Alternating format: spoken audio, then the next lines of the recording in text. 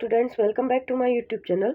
सो आज के इस लेक्चर में हम कुछ न्यूमेरिकल प्रॉब्लम सॉल्व करेंगे जो एरर बेस्ड होंगे, एरर्स इन मेजरमेंट पे बेस्ड होंगे, यानी कि त्रुटियों पर आधारित संख्यात्मक प्रश्न देखेंगे कुछ। और ये जो क्वेश्चन मैंने यहाँ लिया है, पहला क्वेश्चन जो यहाँ पे है, ये क्वेश्चन जो मैंने लिया है ये 2023 में जनवरी 2024 में ये क्वेश्चन रिपीट हुआ था 4 नंबर का। ठीक है, तो ये क्वेश्चन 2024 में जनवरी में आया था, तो इसे बहुत ध्यान से देखिएगा। इस पैटर्न के क्वेश्चन पॉसिबल हैं कि दोबारा रिपीट हों, तो ये बहुत ही इंपॉर्टेंट क्वेश्चन है। तो क्वेश्चन में दिया क्या है, the measure of the diameter of the cylinder is 2.50 plus minus 0.01 centimetre and its length is 7.0 plus minus 0.1 centimetre. क्या कैलकुलेट करने के लिए बोला है? परसेंटेज एरर कैलकुलेट करना है। कहाँ? वॉल्यूम में। तो सबसे पहले जब हम एरर ऑफ कॉम्बिनेशन पढ़ रहे थे तो उसमें हमने 5 वेज में देखा था कॉम्बिनेशन ऑफ एरर को। तो पहला था एडिशन, दूसरा था सब्सट्रैक्शन, तीसरा था प्रोडक्ट, चौथा था डिवीजन एंड लास्ट था कि कोई भी नंबर पावर में कैसे एक्सप्रेस की जाती है। इसके बाद बात आती है कि इसे सॉल्व कैसे करना है। तो ये जो वैल्यू दी हुई है, पहले गिवन वैल्यू लिखेंगे diameter of cylinder and radius of cylinder. तो डायमीटर ऑफ सिलेंडर यानी कि बेलन का जो व्यास दिया हुआ है, डायमीटर दिया हुआ है, वो कितना है? 2.50 प्लस माइनस 0.1। अब ये देखो, जब हम कॉम्बिनेशन ऑफ एरर्स पढ़ रहे थे, त्रुटियों का संयोजन, तो प्लस माइनस के बाद जो क्वांटिटी दी रहती थी वो क्या हो जाती थी? एरर वाली क्वांटिटी, है ना। ये पूरी मेजर्ड वैल्यू कहलाती थी। और ये जो क्वांटिटी थी वो कैसी थी? ये जो नंबर्स थे वो क्या रिप्रेजेंट कर रहे थे? एरर को रिप्रेजेंट कर रहे थे। तो अगर डायामीटर, किसी भी सिलेंडर का डायामीटर क्या है? 2.50 है, तो रेडियस क्या होगा उसका? 2.50/2, क्योंकि डायामीटर तो अगर रेडियस में चेंज करना हो तो डायमीटर डिवाइडेड बाय 2 किसके बराबर होता है? रेडियस के बराबर होता है। तो रेडियस आर की वैल्यू यहाँ क्या आ जाएगी? 1.25 सेंटीमीटर। अब volume of cylinder, volume of बेलन का आयतन क्या होता है? V = pi r square h. लेकिन यहाँ जो पाई की वैल्यू है वो क्या है? 22/7, और ये कांस्टेंट वैल्यू है, इसलिए हमको इस वैल्यू के थ्रू हम परसेंटेज एरर फाइंड आउट नहीं कर पाएंगे। तो हमें सिर्फ मतलब किससे होगा? आर स्क्वायर इंटू एच से, आर स्क्वायर इंटू एच से। अब देखो, इन दोनों नंबर्स के बीच में, इन दोनों फिजिकल क्वांटिटी, आर भी एक फिजिकल क्वांटिटी है जिसे लेंथ बोला जाता है, एंड हाइट भी, तो दोनों फिजिकल क्वांटिटी के बीच में यहाँ क्या हो रहा है? प्रोडक्ट हो रहा है। लेकिन ये वाली जो क्वांटिटी है आर स्क्वायर कैसे?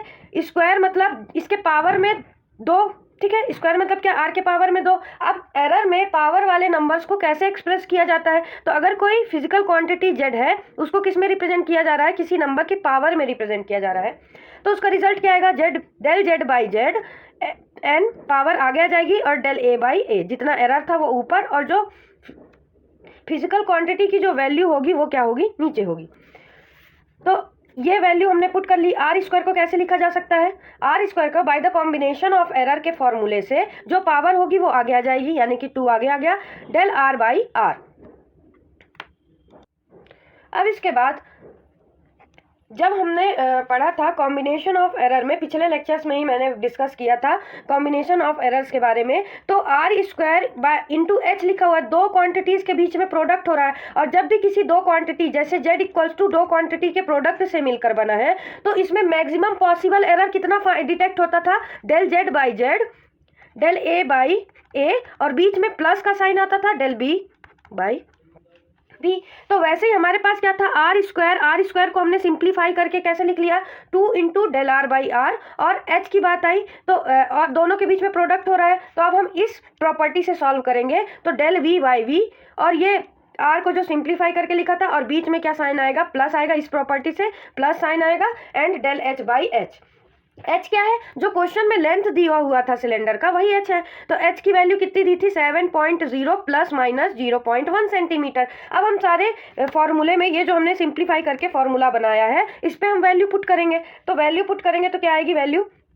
इस पे 0.2 इंटू, अब देखो मैंने बताया था कि प्लस माइनस के बाद वाली वैल्यू जो होती है, जैसे कि रेडियस हमने निकाला था 1.25 प्लस माइनस 0.01, तो यहाँ 1.25 क्या डिटेक्ट कर रहा है? आर है, और प्लस माइनस डेल आर की वैल्यू दी हुई है। तो डेल आर की जगह में क्या आएगा? 0.01, और अपॉन में क्या वैल्यू आएगी? आर की वैल्यू आएगी।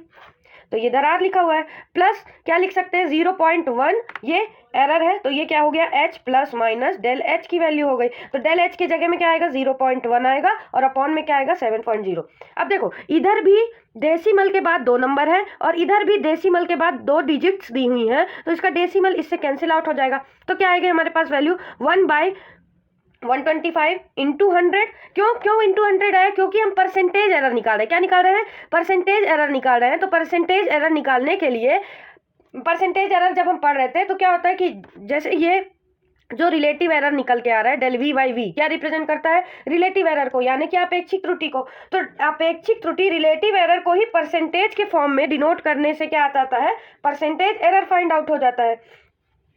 तो इसके लिए जब हम इस नंबर पे हमें कुछ नहीं करना, बस 100 के साथ क्या करना है, इस जो वैल्यू दी हुई है उसका 100 के साथ क्या कर देना? मल्टीप्लाई। तो इंडिविजुअली करते हैं, 100 का 100 दोनों साइड पे 100 से मल्टीप्लाई करते हैं, तो 125 100 से डिवाइड होगा तो 525 को, तो 25 5 जो 125 और 4 जो 100, ये डिवाइड हो गया। तो अब अगर 4 का 2 से मल्टीप्लाई करेंगे तो इधर 8 आ जाएगा और 8/5 इधर 100/7।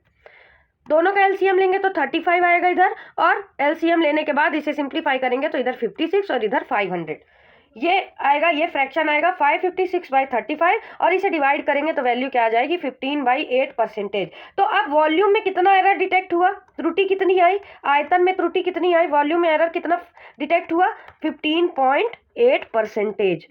तो यही इसका आंसर है। तो अब जैसे कि मतलब एरर पे बेस्ड जो न्यूमेरिकल प्रॉब्लम्स आते हैं वो कुछ इस तरीके के आते हैं, और ये क्वेश्चन जो मैंने अभी सॉल्व करके बताया ये 2023 के बैच का क्वेश्चन है। ये मतलब प्रीवियस ईयर एग्जाम में पूछा जा चुका है। तो इस क्वेश्चन को आप लोग बहुत ध्यान से देखिएगा। हो सकता है पहली बार में ये क्वेश्चन नहीं समझ में आएगा उतना, लेकिन अगर आप इसे बार बार देख के रिवाइज करेंगे तो ये क्वेश्चन समझ में आएगा। इसे देख देख के बार बार प्रैक्टिस करिए। जरूरी नहीं है इसी वैल्यू के लिए करिए, आप कोई और वैल्यू लेके भी इसे सॉल्व कर सकते हैं। तो आई होप आज के इस लेक्चर में आप लोगों को ये न्यूमेरिकल प्रॉब्लम समझ में आया होगा। इससे रिलेटेड कोई भी क्वेरी हो तो आप मुझे कमेंट बॉक्स पे कमेंट करके पूछ सकते हैं। मिलते हैं अगले लेक्चर में, तब तक के लिए बाय बाय।